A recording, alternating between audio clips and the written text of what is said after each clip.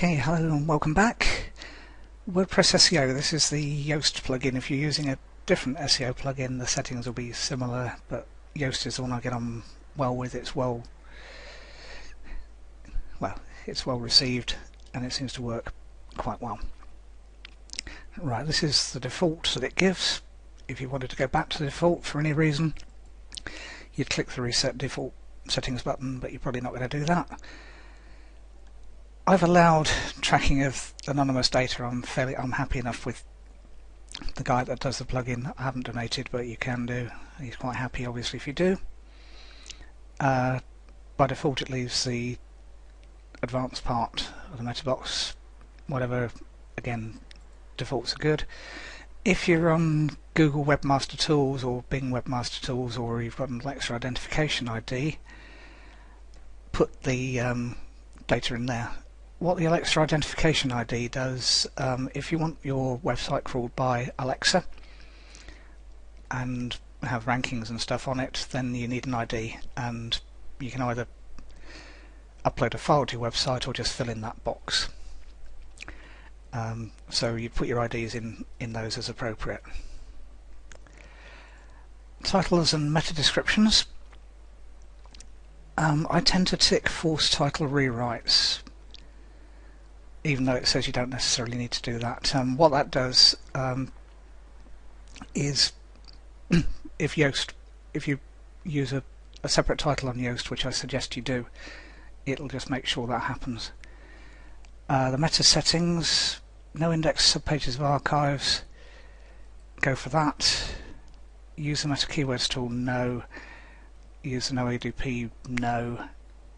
And no wider. Right, meta keywords tag pretty much is obsolete. It was around in the early days of the internet, and about 3 minutes after it was invented it got spammed. So pretty much any search engine ignores it completely, so it's not really worth your time putting keywords in. No ODP. Open directory demos. If you're lucky enough to get in, tick that box, because otherwise Google and sometimes Bing will override your description with the boring one that the Open Directory Demos puts in. Similarly, if you pay for a Yahoo directory, tick that box, but generally speaking you're not going to need that. Clean up the head. I don't normally tick that, but I've ticked a couple of things, so save settings. You clean up the head. What those will do is just make the code in the header slightly smaller. So there's that bit. Okay, social. Add Facebook Open Graph data is ticked by default. I don't tend to do anything with that, but it could be. So leave that, and if you've got anything to do with Facebook Open Graph where you even understand what it is, put stuff in. Front page settings, tend not to use.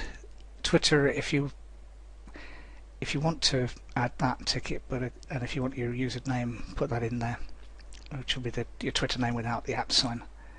I tend to leave all of those as default. XML sitemaps, they're useful because that saves having a separate plugin, and again it's ticked by default. What will happen is that every time you create a new post, it will amend your sitemap, which is useful because that means the search engine robots stand a better chance of crawling around. I'll typically also tick the ping Yahoo and ping ask, just because you can. It excludes media by default. Normally you'd leave those included, which is what happens if they're not ticked. And it's worth getting rid of categories, tags and format, because they just clutter up the sitemap. So tick those and then go for save settings. Permalinks we've already set to whatever it was, so don't need to set anything in that. Internal links I don't tend to go to. Enable breadcrumbs. If you want to do what's known as a breadcrumb trail on the site, which is another way of navigating around it, you can. You'll see that a lot on things like Amazon, where it says you're in this category and a subcategory of it or whatever, but for a smallish site, not worth going for, and pretty much ignore. RSS, WordPress by default creates an RSS feed. Stands for really simple syndication. You don't need to know much about that. You can add stuff there if you understand what you're doing. I tend to leave it as is. Import and export. If you've got a default Yoast thing, you can do it. Again, I tend not to use it. Edit files will almost certainly be scary, and you wouldn't want to do that, generally speaking. What the files though are robots text, which is basically line by line that says allow any robot to come in. Don't let it crawl around the CGI bin, don't let it crawl around any of the back-end WordPress stuff or anything else. So the defaults are sensible, leave them as that. htaccess file, scary thing to amend, and if you do, on your own head be it, because if you get it wrong it can mess up your whole site. So that's the Yoast SEO plugin. We'll show you how to use that on actual post in another video, but that's it for the default. Not much to change, just a couple of things if that.